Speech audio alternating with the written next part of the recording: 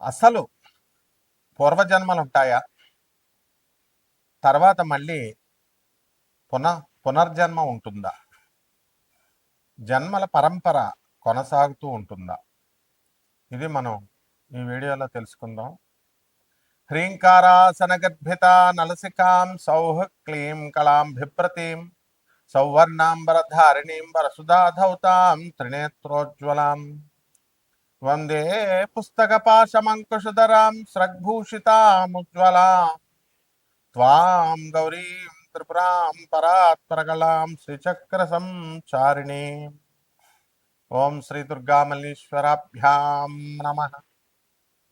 ఓం వసుదేవసుతం దేవం కంసచాణూరమర్దనం దేవకీ పరమానందం కృష్ణం వందే జగద్గురుం. ఓం శ్రీ రాధాకృష్ణాభ్యాం నమః. మనము పునర్జన్మల గురించి చెప్పుకునేటప్పుడు కొంతమంది ఏదో ఈయన చెప్తున్నాడు, మనం వింటున్నాం, అసలు పూర్వజన్మలు ఉంటాయి, ఈ జన్మే మనకు అర్థం కావట్లేదు, మళ్ళీ మరుజన్మ అంటున్నాడు అని కొంతమంది అనుకోవచ్చు. కానీ ఒక్క విషయం మాత్రం సత్యం. ఏమిటది అంటే, ప్రతి మనిషి, ఇంకా ఎక్కువ మాట్లాడితే ప్రతి జీవి, దోమ కానీ, చీమ కానీ, ఈగ కానీ, ఇవన్నీ కూడా ఎవరో కాదు, మనమే అన్నమాట. వీటిలన్నిటికీ కూడా ఏదో ఒక రోజున కంపల్సరీ మోక్షం రావడం తథ్యం. ఇది నేను చెప్పిన మాట కాదు నాయన, జగద్గురువు అయినటువంటి ఆదిశంకరాచార్యుల వారు చెప్పినటువంటి విషయం ఇది. పునరపి జననం పునరపి మరణం పునరపి జఠరే జననీ శయనం. మళ్ళీ మళ్ళీ పుడతాం మనం, మళ్ళీ మళ్ళీ చచ్చిపోతాం, మళ్ళీ జన్మ తల్లి గర్భంలో మళ్ళీ వస్తాం. ఈ జన్మ పరంపరని ఆపుకోండి అని జగద్గురువు ఆదిశంకరాచార్యులు వారు చెప్తారు. మాకు డబ్బులు కావాలి కానీ ఈ జన్మల గోల ఏంటండి అనుకోవచ్చు. నాకు 4 బిల్డింగ్లు కావాలా, 4 కార్లు కావాలా, 4 పెళ్ళాలు కావాలా, ఈ రకంగా అనుకుంటారు. ఇదంతా కూడా తృణప్రాయం. ఈ జన్మకే ఇది సమాప్తం అనేటటువంటి విషయం మనం అర్థం చేసుకోలేం. ఇప్పుడు మనం ఒక సినిమా యాక్టర్ కావాలని ఒక వ్యక్తి ట్రై చేస్తాడు. ఒక 20 సార్లు ట్రై చేస్తాడు. తిరిగిన ఆఫీసు తిరగకుండా, ఎక్కిన గడప అలా ఎక్కకుండా, దిగకుండా అట్లా తిరుగుతానే ఉంటాడు. ఆయన మెగాస్టార్ చిరంజీవి అయినా, డాక్టర్ నందమూరి తారక రామారావు అయినా, అక్కినేని నాగేశ్వరరావు గారైనా, వీళ్ళంతా పాపం కష్టపడ్డారు, కానీ సాధించేశారు. అది ఎన్ని జన్మల కష్టమో పాపం ఎవరికి తెలియదు. పోనీ ఈ జన్మలోనే అనేకమైన సార్లు కష్టపడి లాస్ట్కి సాధించారా లేదా? అలాగే ప్రతి మనిషి, ముఖేష్ అంబానీ, నేను పెద్ద ఇండస్ట్రియలిస్ట్ అవ్వాలి అనుకున్నాడు. ఎన్నో జన్మల కోరిక ఈ జన్మలో తీరిపోయింది. అలా ప్రతి మనిషి యొక్క, ప్రతి జీవి యొక్క కోరిక అనేటటువంటిది ఈ జన్మలో తీరుతుంది. ఈరోజు అనుకుంటాం, అవ్వకపోతే రేపు చేద్దాం అనుకుంటాం, రేపు ప్రయత్నిస్తాం, అవ్వకపోతే ఎల్లుండి ప్రయత్నిస్తాం. ఇలా మొత్తం మీద మాత్రం విజయం తథ్యం అని జగద్గురువైనటువంటి శ్రీకృష్ణ పరమాత్మల వారు చెప్పారు. అందువలన ప్రతి జీవి కూడా మోక్షం కోసం అల్టిమేట్ గోల్ ఏమిట్రా ప్రతి ఒక్కడికి అంటే, ఒక సినిమాలో ఆయనకి సినిమా మెగాస్టార్ అవ్వాలి అని ఉంటుంది. ఒక ఇండస్ట్రియలిస్ట్గా చిన్నగా ఫ్యాక్టరీ పెట్టుకొని అంబానీలాగా అవ్వాలనుకుంటాడు. ఇలా రకరకాల కోరికలు మొత్తం మీద అయిపోతారు. ఏదో thoughts are things, Dale Carnegie చెప్తాడు, ఫిలాసఫర్, ద గ్రేట్ ఫిలాసఫర్. నువ్వు అనుకున్నది జరిగిపోతుంది, మేనిఫెస్టేషన్ అయిపోతాం. ఇప్పుడు మనము ఏదో ఒక రోజున మనం అనుకొని దానికి సంబంధించిన కృషి కూడా చేయాలి. కృషి చేసినప్పుడు తప్పకుండా మనం ఏదో ఒక రోజున విజయం సాధిస్తాం, ఏదో ఒక జన్మలో విజయం సాధిస్తాం. దానికి ఉదాహరణ నేను చెప్తాను. అర్జునుల వారు ఇంద్రకీలాద్రి పర్వతం మీద కూర్చొని తెగ తపస్సు చేస్తాడు. పాశుపతాస్త్రం వచ్చేసింది, శివుడు పరీక్షించి ఇచ్చాడు, ఊరికి ఏమి ఇచ్చేయలేదు. ఆ తర్వాత మొత్తం జగదేక వీరుడిగా భీష్ముడిని, ద్రోణుణ్ణి, కృపాచార్యుణ్ణి, కర్ణుణ్ణి, మొత్తం హేమీలందరినీ చంపి పారేశాడు. మరి అటువంటి గొప్ప వీరుడు శ్రీకృష్ణ అవతారం సమాప్తి అయిపోయిన తర్వాత శ్రీకృష్ణ పరమాత్మ ఇంకా ఆయన తన నివాసమైనటువంటి గోలోకానికి వెళ్ళిపోయాడు, భూలోకాన్ని వదిలేసి. అటువంటి సమయంలో అర్జునుడికి ఏం చెప్తాడు? నాయనా అర్జున, నువ్వు ఈ 16,000 మంది గోపికల్ని, అలాగే ఈ సుభద్ర, వీళ్ళందరూ పాండవుల్లో ముఖ్యంగా ఉత్తర, అభిమన్యుడి భార్య అయినటువంటి ఉత్తరని, ఈ గోపికల్ని, వీళ్ళందరినీ జాగ్రత్తగా క్షేమంగా, వీళ్ళని క్షేమమైనటువంటి స్థానానికి తీసుకెళ్ళు అని చెప్తాడు. అర్జునుడు పాపం ద్వారకలో ఉన్న వాళ్ళందరినీ తరలిస్తాడు. కానీ ఈ లోపల ఎక్కడి నుంచి వస్తారో బోయేవాళ్ళు వచ్చేసి అర్జునుడితో యుద్ధం చేస్తే అర్జునుడు అస్త్రాలన్నీ సంధిద్దాం అనుకుంటే ఏం పనిచేయవు. ఇదేమిటి, మామూలు ఒక బోయేవాడి చేతిలో అర్జునుడు ఓడిపోతాడు. వాళ్ళందరినీ తీసుకెళ్ళిపోతారు. అదంతా వేరే స్టోరీ. అయితే అర్జునుడు వారు పాపం, ఏమిటి ఇలా అయిపోయింది, నేను జగదేక వీరుణ్ణి, నేను ఇలాంటి చిన్న సామాన్యమైనటువంటి మామూలు బోయవాళ్ళ చేతుల్లో ఓడిపోయానంటారా బాబు అని వాళ్ళ గురించే ఆలోచిస్తూ ఆలోచిస్తూ అర్జునుడు అంటే పట్టుదలకు మారిపోయారు. అలా ఆలోచిస్తూ ఆలోచిస్తూ ఏమైపోయాడు, ఆయన చనిపోయాడు. నెక్స్ట్ జన్మలో ఆలోచించాడు కాబట్టి బోయవాడిగా పుట్టాడు. అతనే భక్త కన్నప్ప. అయితే ఆ పూర్వజన్మ వాసనలు ఉంటాయి కదా, ఆ విలువిద్య, జగదేక వీరుడు కదా, అలా భక్త కన్నప్పగా ఉన్నప్పుడు తన విలువిద్య మామూలుగా ఉండదన్నమాట. అలాంటి ఆ ప్రతిభను చూపించినటువంటి భక్త కన్నప్ప ఆవిర్భావం ఎందుకో తెలుసా? వాయులింగమైనటువంటి ఆ పరమేశ్వరుని లోకానికి చూపించడం కోసం. మరి ఒక శాస్త్రి గారు, మనకు భక్త కన్నప్ప సినిమా కూడా వచ్చింది, మహదేవ శాస్త్రి. ఆయన మాత్రమే ఈ వాయులింగాన్ని ఎవరిని రానివ్వకుండా, నేను ఒక్కడనే పూజ చేసుకుంటాను, నేను మహాభక్తుడిని, శివభక్తుడిని అని చెప్పి ఆ వాయులింగం దగ్గరికి ఎవ్వరిని వెళ్ళనివ్వకుండా ఆయన ఉన్నాడు. అటువంటి సమయంలో ఆయన ఏం చేశాడు, మరి ఈయన ఈ యొక్క వాయులింగాన్ని లోకానికి చూపించాలి అని చెప్పేసి ఆయన మొత్తం తన యొక్క శక్తినంతటిని ఉపయోగించి ఆయన కన్నప్ప, భక్త కన్నప్ప మనకు ఆ ప్రపంచానికి పరిచయం చేశాడు. ఆ వాయులింగమే ఈ రోజున కాళహస్తీశ్వర శివలింగం. మరి ద్వాదశ జ్యోతిర్లింగాలలో ఒకటి కాకపోయినా పంచభూతాలలో, పంచ ఆరామాలలో, పంచభూతాలతో తయారైనటువంటి అగ్ని స్తంభన లింగం అరుణాచలమైతే కాళహస్తీశ్వర స్వామి మరి వాయులింగంగా వచ్చింది. అంటే డిఫరెన్స్ చూడండి. ఆ మహాదేవ శాస్త్రి అనేటటువంటి భక్తుడు ఆయన తనొక్కడ మాత్రమే శివుణ్ణి పూజ చేసుకోవాలని, ఆ వాయులింగాన్ని ఇతరులకి చూపించకూడదని గోప్యంగా ఉంచితే, పరమేశ్వరుని నలుగురికి చూపించాలని ఆయన అర్జునుల వారైనటువంటి భక్త కన్నప్ప తన ఎంతో కృషితో ఆ వాయులింగాన్ని ప్రపంచానికి పరిచయం చేస్తాడు. అందువల్లనే మనం ఈ రోజున కాళహస్తి ఈశ్వర స్వామిని మనం కొలవగలుగుతున్నాం, కాళహస్తి వెళ్ళగలుగుతున్నాం. ఆ విధంగా ఇదంతా శివసంకల్పం. అందువలన మనం గోప్యంగా ఉండకపోయినా సరే జగద్గురువుల్ని మనం మీ అందరికీ పరిచయం చేయాలి అనేటటువంటి ఉద్దేశంతో, మనకు మోక్షానికి హేతువులు గురువు యొక్క అనుగ్రహం కావాలి. ఆ గురువులే ఎవరు? జగద్గురు అయినటువంటి ఆదిశంకరాచార్యులు వారు, రామానుజాచార్యులు వారు, మధ్వాచార్యులు వారు, ప్రభాత్ రంజన్ సర్కార్ ఆనందమూర్తి, లహరి మహాశయుడు, మహావతార్ బాబాజీ, తర్వాత మన రమణ మహర్షుల వారు, పరమహంస యోగానందుల వారు, ఇలా చెప్పుకుంటూ పోతే స్వామి వివేకానందుల వారు, రామకృష్ణ పరమహంస, ఇట్లా మరి ఆ జగద్గురువులను మనం చూపిస్తుంటే, మాకెందుకండి జగద్గురువులు అందరూ కూడా, మాకు కావలసినవి బిల్డింగ్లు, ఇళ్ళు, డబ్బులు అని ప్రపంచంలో ఎవరినన్నా చూడండి, డబ్బులు కావాలి సార్ అంటారు. ఈ డబ్బులు రావాలి అంటే దానికి కొన్ని టెక్నిక్స్ ఉంటాయి.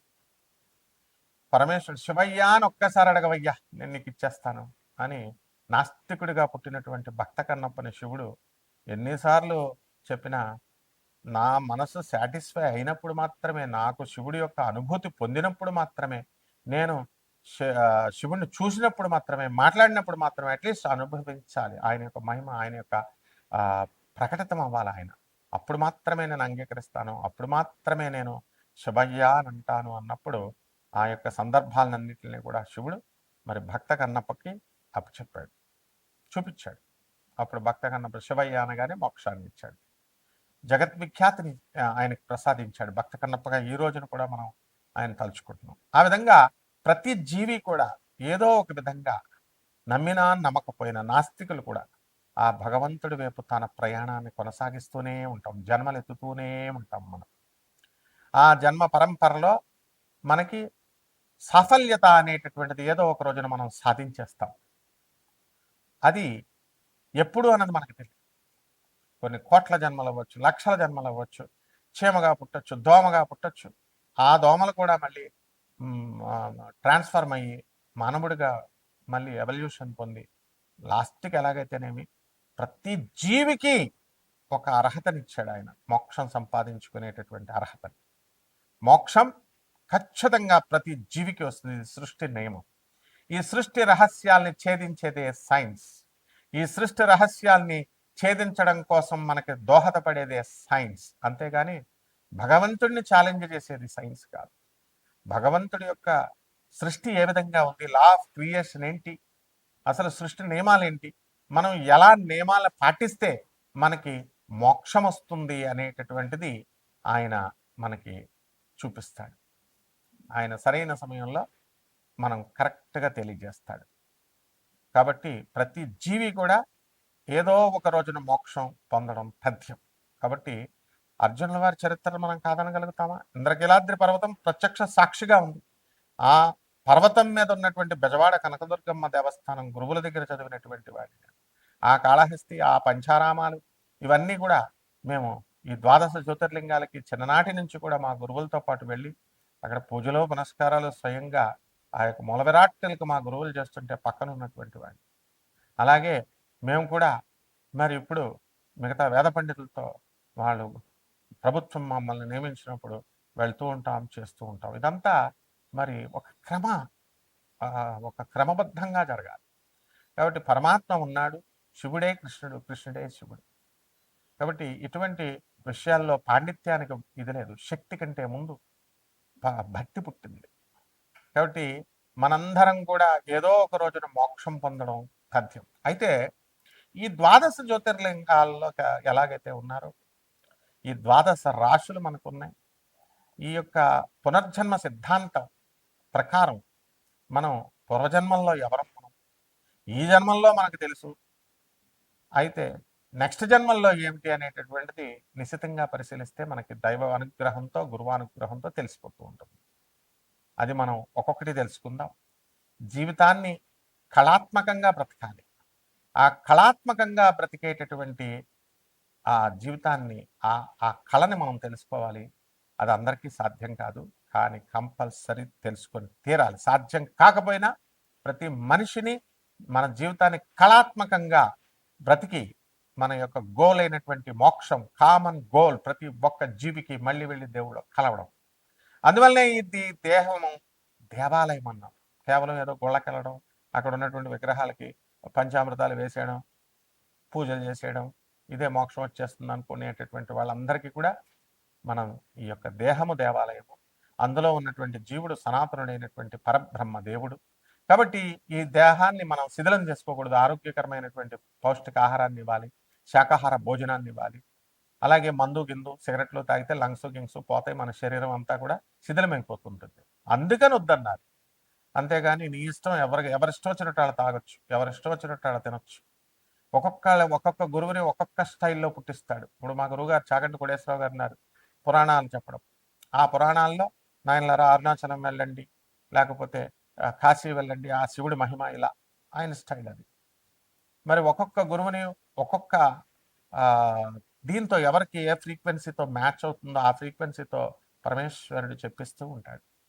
కాబట్టి ఆధునిక శాస్త్రాన్ని, ఏన్షియంట్ కల్చర్ని బ్లెండ్ చేసి చెప్పడం మన స్టైల్.